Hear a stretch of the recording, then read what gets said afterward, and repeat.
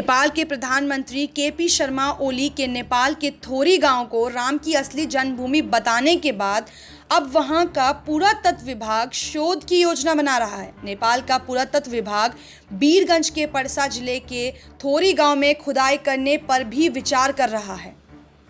नेपाल के प्रधानमंत्री केपी ओली ने बेतुका बयान देते हुए कहा था कि भारत ने सांस्कृतिक तथ्यों का अतिक्रमण किया है। ओली ने कहा था कि हम आज तक समझते थे कि हमारी सीता का विवाह भारतीय राम से हुआ था, जबकि राम की असली जन्मभूमि नेपाल ही है। नेपाल में विपक्ष के तमाम नेताओं ने ओली के बयान की आलोचना की थी।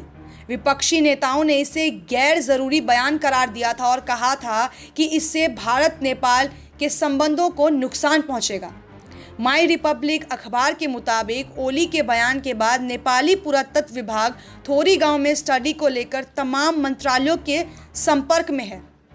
पुरातत्व विभाग के प्रवक्ता राम बहादुर कंवर के हवाले से अखबार ने लिखा है, विभाग वीरगंज के थोरी में संभावित पुरातात्विक अध्ययन की संभावना पर चर्चा के लिए कई मंत्रालयों से बातचीत कर रहा है।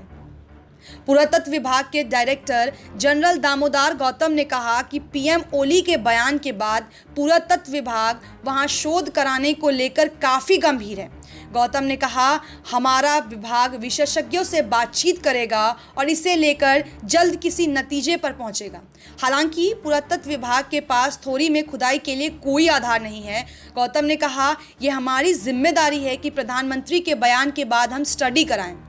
मैं ये नहीं कह सकता हूँ कि अयोध्या के नेपाल में होने की बात साबित करने के पास मेरे पास कोई पर्याप्त सबूत नहीं है। ओली के बयान के बाद विवाद चढ़ने पर नेपाल के विदेश मंत्रालय ने स्पष्ट जारी किया था। इसमें कहा गया था कि ओली का बयान राजनीतिक नहीं था और किसी की भावनाओं को आहत करने का कोई मकसद नहीं था। स्पष्टीकरण में यह भी कहा गया था कि ओली के बयान के पीछे अयोध्या और उसके सांस्कृतिक महत्व को कम करने का कोई इरादा नहीं था। SPN 9 न्यूज़ रूम से शालिनी झा की रिपोर्ट।